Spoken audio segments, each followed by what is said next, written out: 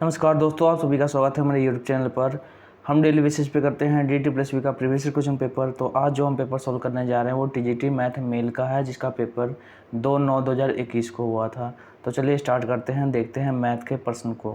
पहला प्रश्न है हमारा 1+, देखो इसमें हम देखते हैं कि इसे हमें सॉल्व करना है, सरलीकृत करें।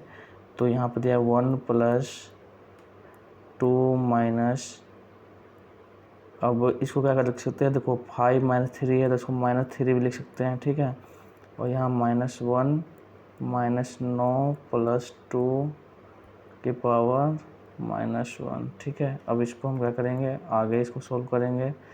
तो ये जब हम सॉल्व करेंगे तो यहाँ पे हमारा आएगा, इसको थोड़ा नीचे कर लेता है, ऐसे सॉल्व कर लेता है यहाँ पे, ठीक है, इस जगह। तो ये हो जाएगा 1 + डबल कोस्ट। अब इसको देखो, अब इसको हम ये पावर को अगर हम प्लस में करेंगे तो हमारा हो जाएगा 2, और इधर हम ये हो जाएगा प्लस हो जाएगा 1/3 -9 + 2 की पावर -1। अब इसको देखो यहाँ पे हैं, तो अब इसको हम ये कर सकते हैं, देखो यहाँ 1 डबल कोस्ट। अब इसको क्या कर सकते हैं हम, 6 3 6 + 1 9 3 27 और 3 6, ठीक है, /3 की पावर -1। अब इसको हम सॉल्व करेंगे फिर से। ये हमारा 1+ है, ठीक है, यहाँ पे तो 1+ हो गया। अब आगे देखो, अब आगे जब यहाँ पे हम जाते हैं तो इसको और देखते हैं। तो ये अगर -1 अगर हमारा हटाना है, इसको देखो यहाँ पे 6 7 और ये हो जाएगा आपका 6, कितना होगा 6 6 12 13 13 27 में 13 घटेगा तो कितना होगा, 27 में से अगर 13 माइनस करेंगे तो -14, ठीक है, -14। अब -14 को अगर यहाँ पे, अब यहाँ पे हम 1 + -14/3 को अगर हम यहाँ पे माइनस पावर है तो पावर को अगर हम ये माइनस को हटाएंगे तो हमारा ये, हम इसको ये ऐसे लिख सकते हैं 1 - 3/14, ठीक है। 3/14 को अब क्या हो जाएगा हमारा 14 - 3, तो वो ये हमारा आ जाएगा निकल के 14 में से 3 माइनस होगा तो 11/14। अब 11/14 को आप डिवाइड करोगे तो ये निकल के आएगा आपका 11/14। तो यहाँ पे आएगा 0.78 0.785, ठीक है। तो आप इसको 0.79 में लिख सकते हो। तो देखते हैं आंसर क्या है, 0.79, ठीक है। तो ये आपका राइट आंसर हो गया।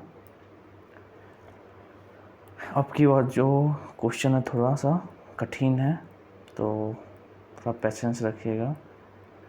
इसमें देखते हैं, नेक्स्ट क्वेश्चन है आपका। इसमें दिया हुआ है यदि A और A/B यहाँ पर लिखा है A/B बराबर आपको दिया 7/8 है। तो इसमें A का मान निकालना है। तो A का मान अगर आपको निकालना है तो हम इसको ऐसे भी लिख सकते हैं कि B, तो हमें B का अगर हम इसे करना पड़ेगा तो B को अगर हम कर लेंगे यहाँ पे तो ऐसे कर सकते हैं, जैसे अगर क्रॉस मल्टीप्लाई कर लो तो क्रॉस मल्टीप्लाई करेंगे तो ये हो जाएगा 8A = 7B, ठीक है। अब B बराबर निकल जाएगा आपका। अब B बराबर यहाँ पे हम निकालेंगे तो B बराबर हो जाएगा कितना, 8A/7। तो B का मान निकल गया। अब यहाँ पे है हमारा, इसमें हम मान रखेंगे, ठीक है। 7 यहाँ पे क्या है, 7A + 14B + 10 = 35। अब 7A तो हमारा है ही, यहाँ पे 14B के जगह पर हम क्या मान रखेंगे, यहाँ पे 8a/7 प्लस 10 बराबर आपका यहाँ पे होगा 35। अब इसको हम देखते हैं, यहाँ से 7 से काटेंगे तो 7 दूना 14, तो ये 2 से कट गया आपका। तो यहाँ पे जो निकल के आया, कितना निकल के आया 7a। अब यहाँ पे हम फिर से एक बार लिखते हैं 7a प्लस, और ये हो जाएगा 16a, 8 दूना 16, a प्लस 10 इक्वल टू आपको यहाँ पे आ जाएगा 35। अब इसको देखो, अब यहाँ पर 35 इधर करेंगे तो माइनस हो जाएगा, ठीक है। तो ये आपका 16 और 7 ऐड करेंगे कितना हो जाएगा, 16 7 23। तो यहाँ पे आ जाएगा 23a, और 10 इधर कर देंगे तो ये माइनस हो जाएगा, तो 25 हो जाएगा। तो a बराबर 25/23। तो यहाँ पे हम देखते हैं 25/23 आपका क्या है, राइट आंसर है, ऑप्शन नंबर 1। नेक्स्ट क्वेश्चन देखते हैं। अब इसमें देखो, दो संख्याओं a और b का लघुत्तम समावर्तक और महत्तम समावर्तक 225 और 5 है। a प्लस b बराबर 70 है, तो 1/a प्लस 1/b क्या होगा। चलो इसको भी देखते हैं हम।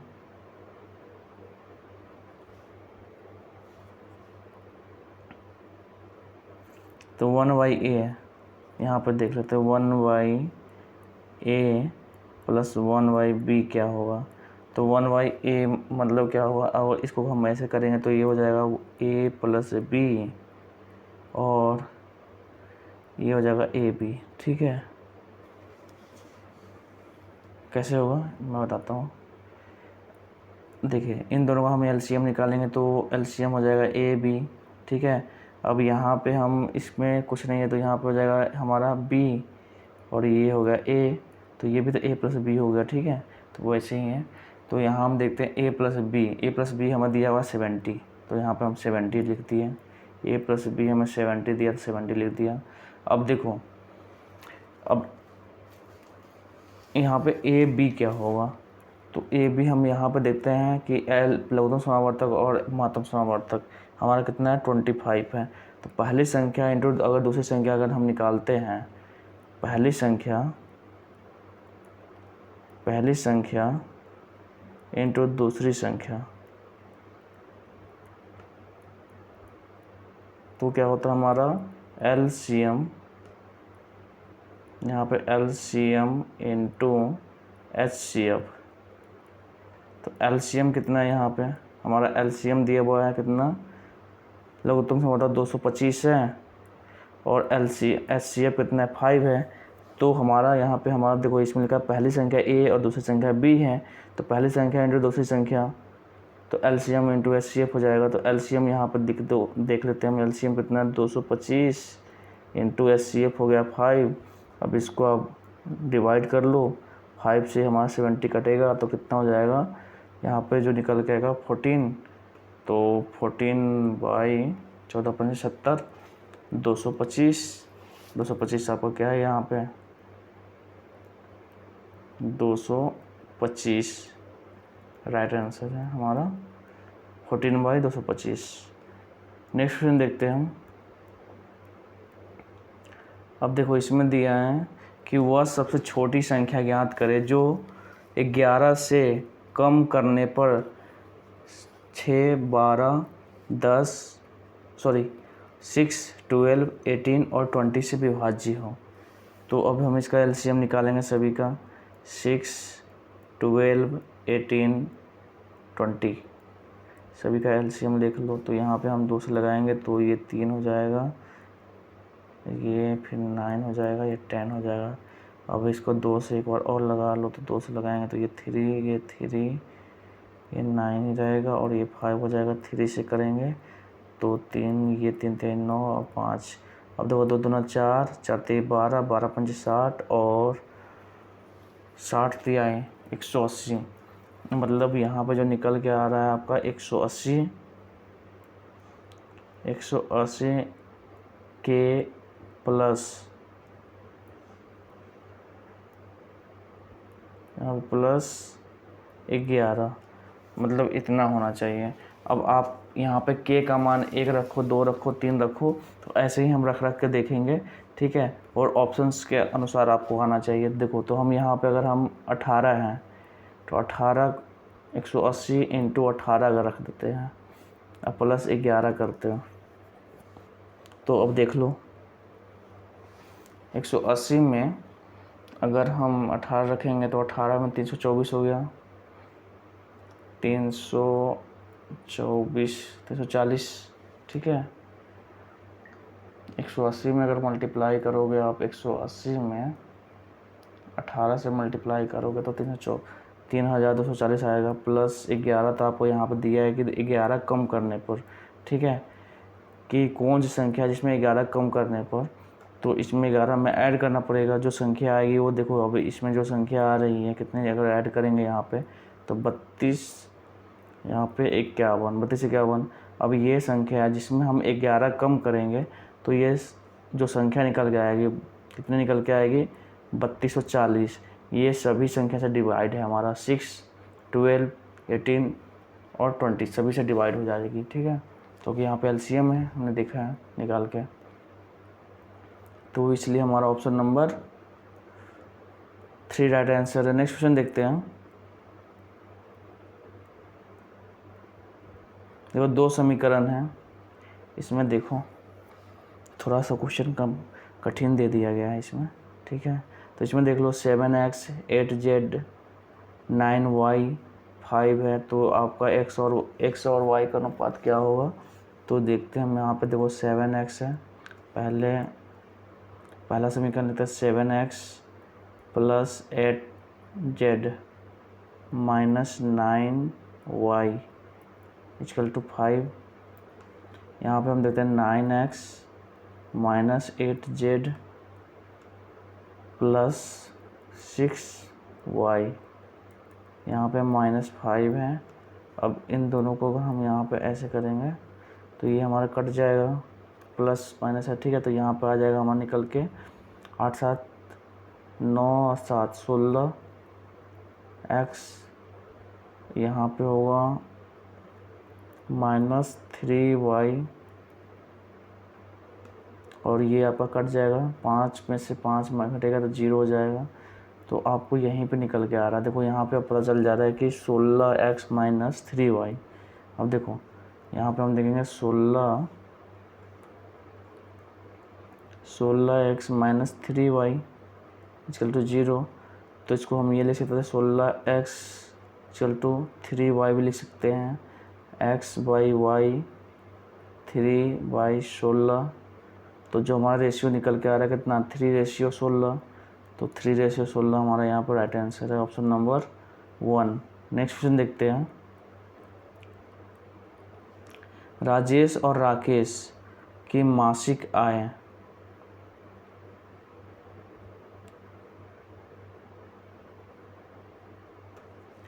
राजेश और राकेश की मासिक आय 4.4/5 है, उनका व्यय 6/8 है, वे दोनों एक महीने में 10,000 रुपये बचाते हैं, उनकी मासिक आय क्या है। जैसे अब इसको हम थोड़ा बड़ा कर लेते हैं। देखो जैसे यहाँ पे दिखा रहा है मासिक आय हमारा, इसका 4x है, राजेश का और राकेश का कितना है, 5x है। अगर वो उन दोनों का व्यय 6/8 के अनुपात में है और दोनों कितने बचा रहे हैं, 10,000 बचा रहे हैं, तो 10,000 अगर हम माइनस कर देंगे तो उनका व्यय हो जाएगा। तो वो इतना वेतन है, इन वेतन में से अगर हम बजट माइनस कर देते हैं तो जो हमारा होगा वो क्या होगा, व्यय निकल के आएगा, एक्सपेंसेस निकल के आएंगी। तो यहाँ पे हम व्यय को देखते हैं, जैसे हम यहाँ से 10,000 माइनस कर देते हैं, 10,000 ये भी बचा लेता है, 10,000 ये भी बचा लेता है, तो इन दोनों का जो निकल के आएगा यहाँ पे व्यय निकल के आएगा। तो व्यय कितने का अनुपात में, 6/8। अब देखो इन दोनों को हम क्या करेंगे, क्रॉस मल्टीप्लाई, यहाँ पे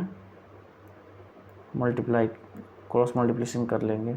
अब यहाँ पर देखो 8 दूना ये हो जाएगा 8 चौका 32, 32x प्लस 8 सॉरी ये माइनस में होगा ना, 8 80,000। अब यहाँ पे इक्वल टू, यहाँ पे आ जाएगा 6×5 x माइनस ये 60,000 हो जाएगा आपका, ठीक है। अब इसको देखिए यहाँ पे हम कर लेंगे तो ये आपका इधर करेंगे तो 2x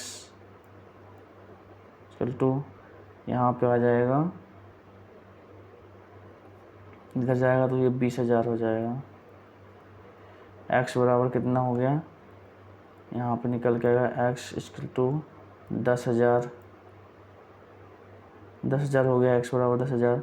तो यहाँ पे आपका जो अब निकल के आ रहा है, ठीक है, राजेश और राकेश, ठीक है। राजेश का अगर हम देखें तो x का मान रख देंगे तो यहाँ पे हो जाएगा हमारा 10,000 मान रखेंगे तो ये हो जाएगा 40,000, ठीक है। तो जो राजेश की इनकम थी वो 40,000 और राकेश की इनकम कितनी है 50,000। तो 40,000 50,000 इसमें राइट आंसर है ऑप्शन नंबर 1। नेक्स्ट क्वेश्चन देखते हैं हम। इसमें देखो चावल का मूल्य 20% से कम हो गया, कटौती के बाद राम 1 kg चावल खरीद पाता है। राम का बजट 120 रुपये का है, तो मूल मूल्य क्या है।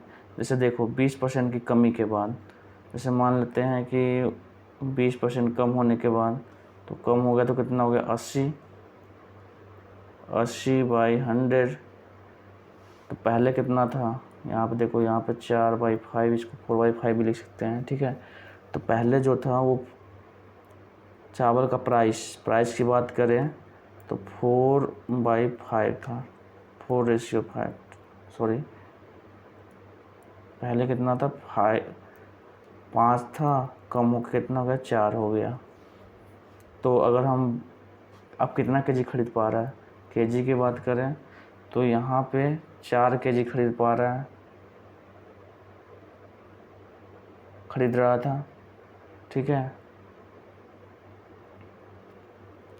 अब कम हो गया तो 1 केजी ज़्यादा खरीद रहा है, तो मतलब यहाँ पे 5 केजी खरीद पा रहा है, ठीक है। तो 1 केजी तो यहाँ ज़्यादा तो आपको पता चल ही रहा है, ठीक है। तो पहले भी बजट कितना था, पहले 120 रुपये में खरीद रहा था 4 केजी, और अभी 120 रुपये में 5 केजी खरीद रहा है। तो पहले इसका मूल मूल्य क्या था, मतलब पहले मूल्य क्या था। तो 4 से इसमें डिवाइड करेंगे तो कितना था 30 रुपये, 4 × 3 = 12, मतलब 30 रुपये, ठीक है, पहले मिल रहा था। और अब कितने रुपये मिल रहा है, तो 5 से डिवाइड करेंगे तो पता चल जाएगा, 5 दूना 10 और 5 चौका 20, 24 रुपये मिल रहा है। तो पहले का पूछा गया कि पहले का मूल मूल्य क्या है, तो मूल मूल्य हो गया आपका 30 रुपये। अगर अभी का मूल्य पूछा जाता कि जो नया मूल्य क्या है, तो नया मूल्य 24 रुपये हो जाता। तो ऑप्शन नंबर इसमें कौन सा हो गया 3 राइट आंसर है हमारा। नेक्स्ट क्वेश्चन देखते हैं। देखो, यदि चीनी के मूल्य में 11% की कमी की जाती है और खपत में कितनी % की वृद्धि की जानी चाहिए ताकि उपभोग व्यय कम ना हो। तो अब इसको क्या करेंगे हम, देखो चीनी के मूल्य में 11% की कमी की जाती है, तो इसमें एक ट्रिक है, आप यहाँ पे 11 लिखेंगे। अब 11% की कमी की जाती है तो यहाँ पे लिखेंगे 100 - 11, ठीक है। तो 11% की कमी हो जाएगी, तो 11/11 कम हो गया तो कितना हो गया 89, और यहाँ पे 100, ठीक है। 100 का मल्टीप्लाई करेंगे तो 100 का मल्टीप्लाई, सॉरी इसको थोड़ा साफ कर देते हैं। देखो ट्रिक क्या है आपका, यहाँ पे है 11 की अगर कमी हो रही है तो 11 हम लिख दिए यहाँ पे। अगर 11 की कमी हो रही है तो 11 क्या हम यहाँ से 100 में से 11 माइनस करेंगे, इंटू 100 का मल्टीप्लाई कर देंगे, ठीक है। तो यहाँ पे देखो, यहाँ पे जो निकल के आया हमारे 11/89 इंटू 100। अब इसको हम डिवाइड करेंगे तो कितना होगा 1100 डिवाइड करेंगे कितने से 89 से। तो यहाँ जो निकल के आ रहा हमारा 12.5 12.359, तो इसको लिख सकते हैं 12.4 भी लिख सकते हैं। 36 तो है, चलो यहाँ दिखाई दे रहा है हमें। 12.36 राइट आंसर हमारा ऑप्शन नंबर 2। नेक्स्ट क्वेश्चन देखते हैं। 41 संख्याओं का औसत 20 है। अब देखो 41 संख्याओं का औसत 20 है, प्रथम 20 संख्याओं का औसत 15 है, तो 41 संख्याओं का औसत 20 है, तो टोटल 41 संख्याओं का औसत, तो अगर हम देखेंगे तो 41 इंटू 20 कितना हो जाएगा यहाँ पे 820, टोटल हमारा कितना हो गया। अगर 20 संख्याओं का औसत 15 है तो 15 30, तो 20 संख्याओं का औसत अगर 15 है तो यहाँ पे निकालेंगे तो ये हो जाएगा हमारा 15 30। 20 संख्याओं का औसत 13 है तो 20 संख्याओं का औसत 13, तो 13 26 कितना निकल के आए। इन दोनों को अगर ऐड कर लेते हैं तो यहाँ पे अगर आता है ये कितना निकल के आएगा हमारा 560। तो 21वीं संख्या क्या है। अब देखो यहाँ 820 में से अगर हम 560 माइनस करेंगे तो जो निकल के आएगा वो 21वीं संख्या होगी। देखो तो यहाँ पे 0, ये 6 और यहाँ पे बचेगा 7, 7 में से 5 घटेगा तो हमारा हो जाएगा 260। 260 हमारा इसमें ऑप्शन नंबर 4 राइट आंसर है। नेक्स्ट क्वेश्चन देखते हैं। 9 के पहले 13 गुणांकों का औसत क्या होगा। तो इसका भी एक ट्रिक है। इसमें क्या करना पड़ता है आपको, संख्या मतलब जो भी संख्या है, तो यहाँ पे हो गया, जैसे मान लेते हैं संख्या कौन सी है, प्रैक्टिकली लेता हूँ यहाँ पे, संख्या इंटू n-1/2। या तो आप ये कर लो या तो ऐसे करो, 9 का 13 गुणांक लिखो कि पहले क्या कर सकते हैं आप, ऐसे भी कर सकते हो। अब 13 लिखोगे तो फिर उसके बाद ऐड करना पड़ेगा, तो यहाँ पर 9 प्लस 18 प्लस 27 प्लस ऐसे करके कर सकते हो, ठीक है। तो वो भी हो गया, और ऐसे करके आप 13 तक करोगे, तब उसके बाद जितना भी होगा 13 से डिवाइड कर दोगे। ऐसे भी हो सकता है और ऐसे भी होगा। देखो तो यहाँ पे हम देखते हैं संख्या ये हो गया 9 इंटू n- तो 13, ये प्लस होगा 13 + 1/2, तो यहाँ पे जो निकल के आ रहा है हमारा देखो 9 इंटू 14/2, तो 14 से ये कट गया आपका 9 इंटू 7 और 63, तो ये जो हमारा 63 आ रहा है कितना होगा, औसत क्या हो गया 63, 63 राइट आंसर हमारा 4। नेक्स्ट क्वेश्चन देखते हैं। एक व्यक्ति 11% हानि पर बेचता है लेकिन 88 सेंटीमीटर को 1 मीटर के रूप में मापता है, लाभ या हानि क्या होगी। देखो मान लेते हैं कि एक व्यक्ति 11% की हानि पर बेचता है, तो विक्रय मूल्य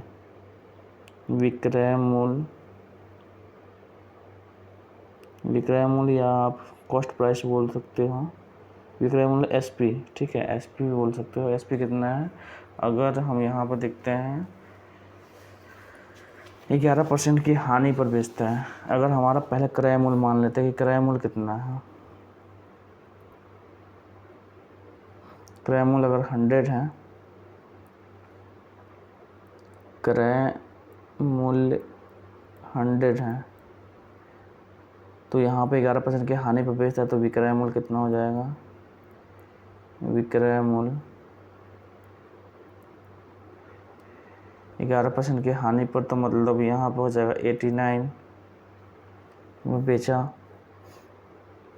अब 88 सेंटीमीटर की को 100 मीटर के रूप में मापता है,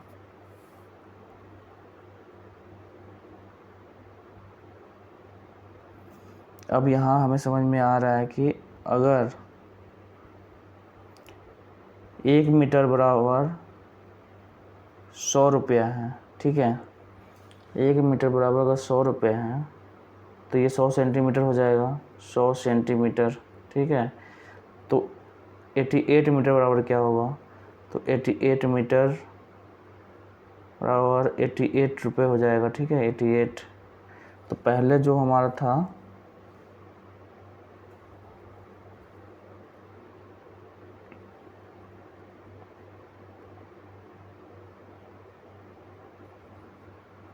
इसको आप ऐसे कर सकते हो, रुक जाओ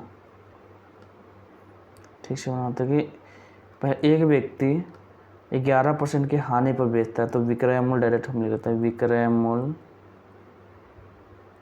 मूल्य कितना निकल के आ रहा है यहाँ पे 88 89। ठीक है, जबकि वो 88 सेंटीमीटर को 1 मीटर के रूप में मापता है। 88 सेंटीमीटर मतलब 1 मीटर अगर 100 रुपये का है तो 88 मीटर सेंटीमीटर कितना का होगा क्रय मूल्य, यहाँ पर देखेंगे क्रय मूल्य कितना का हो जाएगा 88 मीटर। तो 88 रुपये का 88 मीटर हो जाएगा। ठीक है, क्योंकि 100 सेंटीमीटर 100 रुपये का है, तो 88 सेंटीमीटर कितने का होगा 88 रुपये का हो जाएगा। ठीक है, तो अब यहाँ पे हम देखेंगे कि लाभ प्रतिशत क्या होगा। जैसे यहाँ पे विक्रय मूल्य 89 है और क्रय मूल्य इतना 88 है, तो क्रय मूल्य माइनस विक्रय मूल्य, तो विक्रय मूल्य माइनस क्रय मूल्य, तो यहाँ पे हो जाएगा 89 माइनस 88 बाई क्रय मूल्य 88 इंटू 100। अब इसको निकालेंगे आप यहाँ पे, तो 1/88 इंटू 100। अब यहाँ पे जो आपको निकल के आएगा 100 डिवाइड बाई 88 1.13। तो ऑप्शन नंबर यहाँ पे देखिए 1.13 तो है नहीं 1.14 है।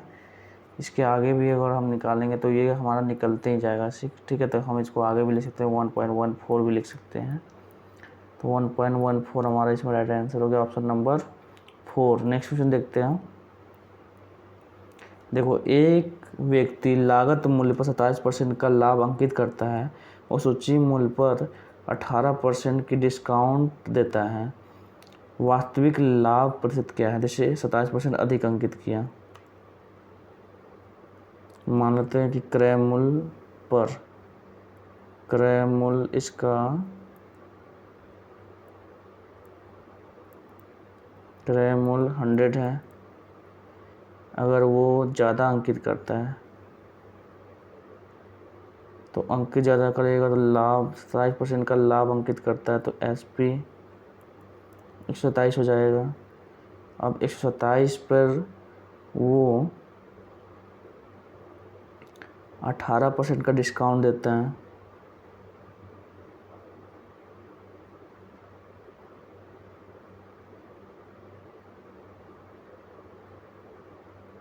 लाभ अंकित करता, तो ये मार्केट प्राइस हो गया ना, सॉरी मार्केट प्राइस हो गया MP। अब इस पर 127 पर वो 18% का डिस्काउंट देता है। 127 पर 18% का डिस्काउंट मतलब यहाँ लिख सकते हैं हम 82/100। ठीक है, तो जो डिस्काउंट निकल के आएगा कितना आएगा यहाँ पे 104। 127 को अगर हम 127 इंटू 82 करेंगे तो यहाँ पे आ जाएगा 104.14। यहाँ से निकल के आएगा 104.14। ठीक है, अब 104.14 हो गया। तो अब हम यहाँ पर देखेंगे जो हमारा छूट देने के बाद तो SP इतना हो गया। तो यहाँ पे हम देखते हैं कि विक्रय मूल्य माइनस क्रय मूल्य, तो वही हो जाएगा 104.14 माइनस 100/100। तो यहाँ पे आपका निकल के आ रहा है इंटू 100। तो 100 से ये 100 कट गया और 104 में से कट गया, तो ये आपका 4.14% प्रॉफिट हो गया। ठीक है, ऑप्शन नंबर 2 राइट आंसर हमारा। नेक्स्ट क्वेश्चन देखते हैं। राम फर्नीचर बेचता है, एक कुर्सी का अंकित मूल्य 24,500 रुपये था, उसने श्याम को 17% की छूट दी, तो देखो, और उसके बाद श्याम ने सौदेबाजी की और 17,800 रुपये में कुर्सी ले ली। दूसरी छूट क्या है जो श्याम को मिली? तो पहले यहाँ देखते हैं। 24,500 का 24,500 की कुर्सी है, 17% का डिस्काउंट दिया, मतलब वो कितने का में बेचा? तो 100 में 17, तो यहाँ पे हो जाएगा 83% बाई 100।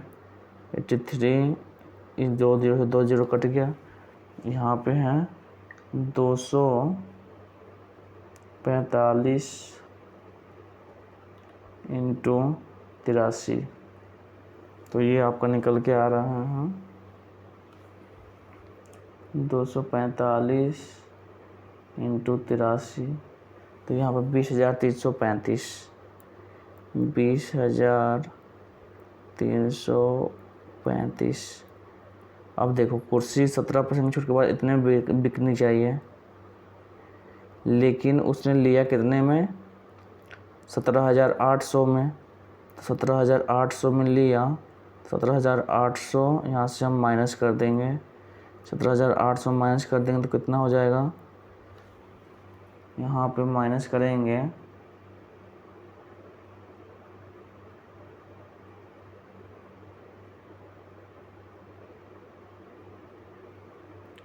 20,335 माइनस 17,800, ठीक है। तो यहाँ पे जो निकल के आएगा वो कितना निकल के आ रहा है हमारा?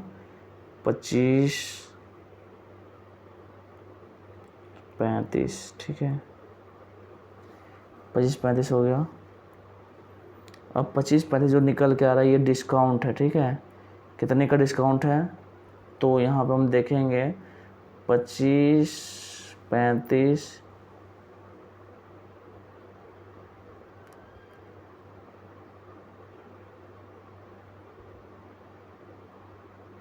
चाहे ऐसा कर सकते हो कि 20,335 का 20,335 का 8% 25, ऐसे कर सकते हो,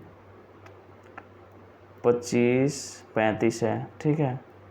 तो अब इसको निकालें तो ये हमारा डिस्काउंट यहाँ पर निकल के आ जाएगा। देखो, तो इसमें यहाँ पे क्या हो जाएगा? 25,35 में मल्टीप्लाई हो जाएगा 25 इंटू 35, सॉरी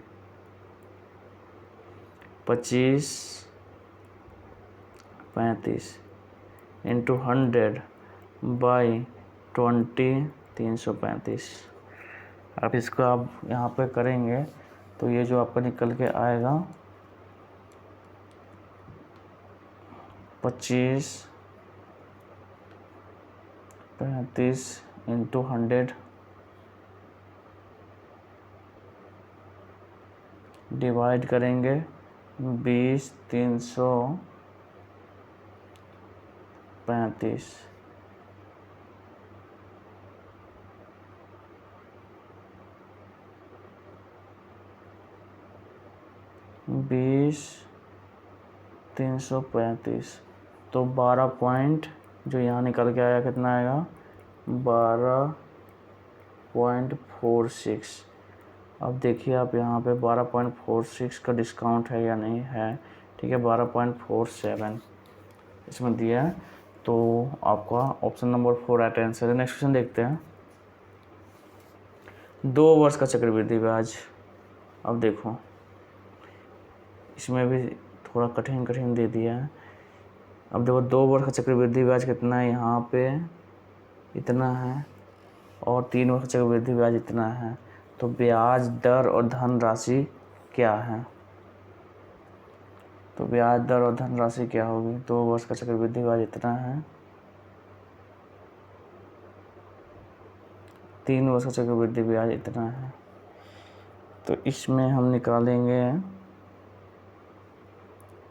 पहली बात तो ऐसे निकलेगा कि जैसे हम निकालेंगे यहाँ पे 2 वर्ष चक्रवृद्धि ब्याज, तो चक्रवृद्धि ब्याज का फॉर्मूला P+1, रेट हमें पता नहीं है, बाई 100,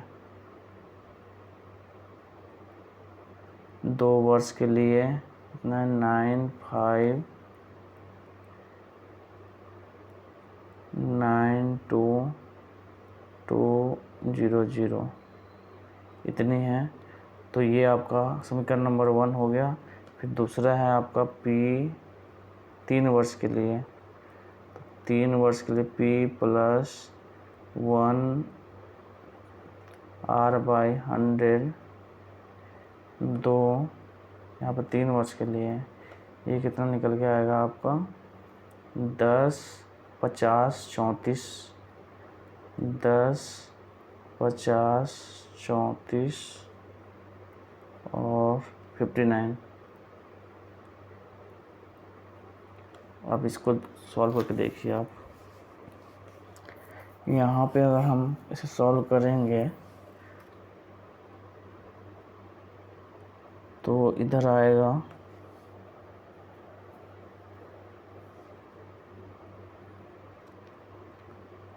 पहले इसको देख लेते हैं। ये स्क्वायर आपको दिख रहा होगा किसी चीज़ का, ठीक है। तो स्क्वायर देख लो, स्क्वायर है ये किसी का,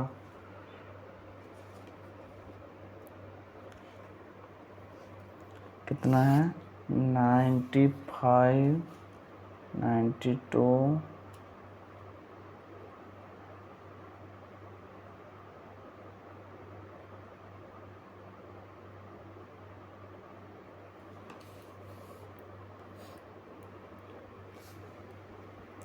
समीकरण 1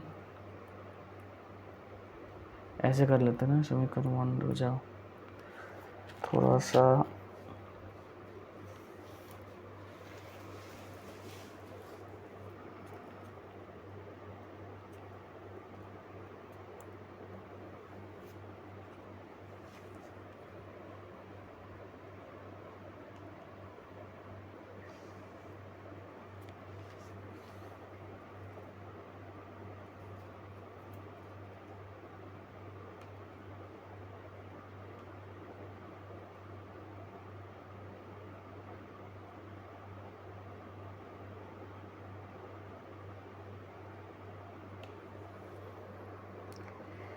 इसको अगर हम यहाँ पे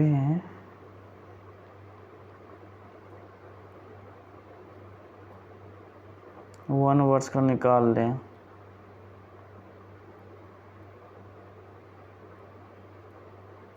तो आप ऐसे कर सकते हो। इसे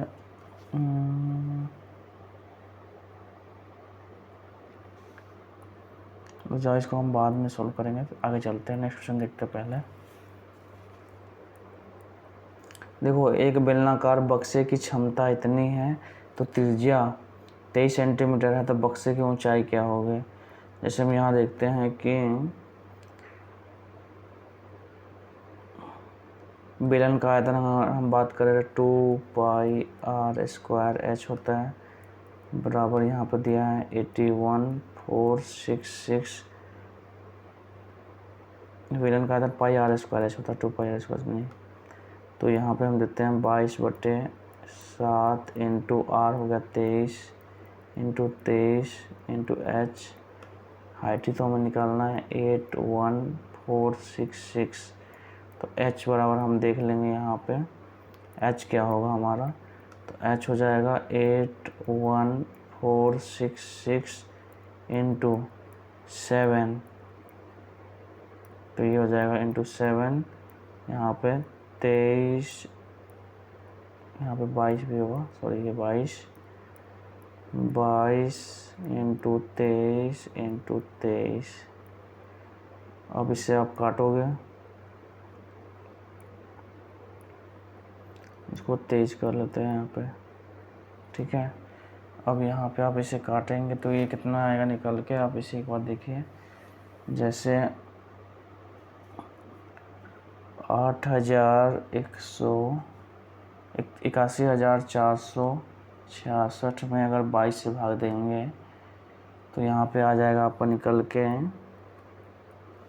ये आएगा 3703, ठीक है। अब इसमें हम डिवाइड करेंगे 23 से, तो ये आएगा आपका 161, ठीक है।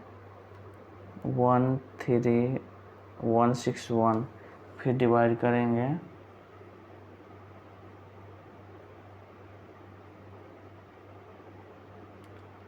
23 से, तो ये निकल के आएगा आपका 7, तो फिर 23 डिवाइड करो तो यहाँ पे आएगा 7, 7 इंटू 7, ये आ गया 49, 49 आपको यहाँ पे राइट आंसर है, ऑप्शन नंबर 3। नेक्स्ट क्वेश्चन देखते हैं। महेश एक कार्य को 9 दिन में कर सकता है, रमेश उसी कार्य को 18 दिन में कर सकता है। यदि वे दोनों एक साथ काम करते हैं तो वे पूरे काम को कितने दिन में कर लेंगे, ठीक है। तो यहाँ पे हम देखते हैं कि रमेश एक कार्य को 9 दिन में कर सकता है। महेश, तो देखो हम यहाँ पे देखते हैं महेश है और ये रमेश है, ये काम को 9 दिन में कर सकता है, ये 18 दिन में कर सकता है। दोनों का एलसीएम निकालेंगे, 18 आएगा। इसका अगर इसकी एफिशिएंसी देख ले तो इसकी एफिशिएंसी 2, इसकी एफिशिएंसी 1, दोनों एक साथ मिलेंगे तो 3 की एफिशिएंसी से काम करेंगे और 6 दिन में काम पूरा हो जाएगा। ऑप्शन नंबर 3 राइट आंसर हमारा। नेक्स्ट क्वेश्चन देखते हैं। एक व्यक्ति अपनी समान गति से 5/7 से चलता है और 10 मिनट देरी से पहुंचता है। समान गति से 5/7 से चलता है और 10 मिनट से देरी से पहुंचता है, मतलब 2 का अंतर, 2 बराबर 10, तो 5 बराबर क्या होगा, तो यहाँ पे 5/2, तो यहाँ पे 25 मिनट उसका समान समय ज्ञात कीजिए, तो 25 मिनट हो जाएगा। ऑप्शन नंबर 3 राइट आंसर है। नेक्स्ट क्वेश्चन देखते हैं। देखो इसमें बोला गया है कि पाई चार्ट में फसलों की बीज भूमि के खेती के वितरण को दर्शाता है। पाई चार्ट फसलों के बीच भूमि के खेती वितरण को दर्शाता है। यदि कुल खेती 10,000 टन की हुई है, मक्का और बाजरा की खेती कितनी है। देखो मक्का और बाजरा की हम बात करते हैं, मक्का 72%, बाजरा 60%, दोनों को अगर मिलाएंगे तो कितना हो जाएगा हमारा 72 और 60, 72-60 कितने हो गए 72 और 713, मतलब 132 डिग्री, 360 डिग्री का पूरा है बाई 10 लाख टन, 10,000 टन, अब 10,000 टन है। अब इसे हम डिवाइड करेंगे तो ये कितना निकल के आएगा, हमें यहाँ पर देखेंगे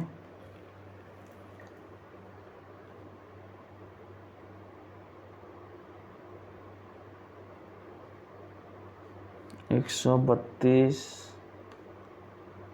इंटू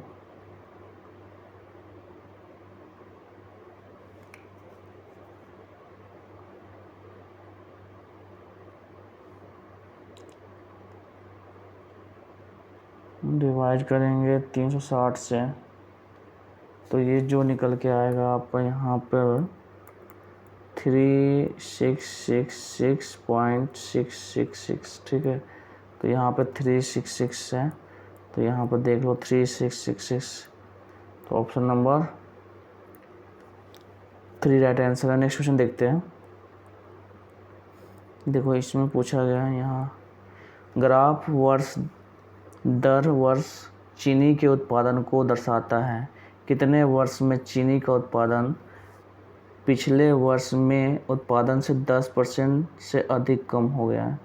देखो यहाँ पे 10% से अधिक कम, हालांकि इसमें देखो इसमें तो पिछले वर्ष बढ़ा ही है, ठीक है। यहाँ पे तो इसमें हमें देखने की ज़रूरत नहीं है, यहाँ ही बढ़ा है, इस वाले में थोड़ा कम है और इस वाले में तो सीधा ही है, ठीक है, ज़्यादा बढ़ा ही है। तो 2 चीज़ों में देखना है, तो यहाँ पर देखोगे, यहाँ पर देखो 30 था, 630 और यहाँ पे 597 हो गया, तो मतलब कितना कमा, तो 3 और 33 कमा 330, इतने में 10% है नहीं, 10% कितना होगा इसका 10%, 63 होगा तो 63 तो कॉमन नहीं है, ठीक है। इसको देख लो, यहाँ पे हम देखते हैं 488 था, तो 488 में 413 कितना हो गया, 431 हो गया, कितना कमा, तो यहाँ पर देखिए 7 और ये हो गया आपका 5, 57, ठीक है। 57 कम हुआ, 57 देखो कितना 10% से ज़्यादा है, तो 10% की हम बात करें तो ये आपका यहाँ पर 10% कितना होगा, 48 पॉइंट कुछ, 48.8 होगा 10%, तो 10% ज़्यादा कम है भाई, हाँ है। 57% कम है, 10% ज़्यादा है, तो ऑप्शन नंबर एक ही होगा कि एक कम हुआ एक वर्ष में, ठीक है। तो यहाँ पे ऑप्शन नंबर 4 राइट आंसर है। ये पूरे आपके 20 कंप्लीट हो गए, एक क्वेश्चन बच गया, ठीक है, ये वाला जो नहीं अभी हुआ है। इसको देखते हैं, ये वाला, ठीक है। इसको हम क्या करेंगे, अगले वीडियो में आपको सॉल्व करके बता देंगे कि क्या होगा इसका। थोड़ा सा मैं भूल रहा हूँ, तो आपको बता दूंगा अगले वीडियो में। आई होप वीडियो आपको अच्छा लगा होगा। अगर वीडियो अच्छा लगा तो लाइक करिए, सब्सक्राइब करिए, शेयर करिए। मिलते हैं नेक्स्ट वीडियो में। जय हिंद, जय भारत।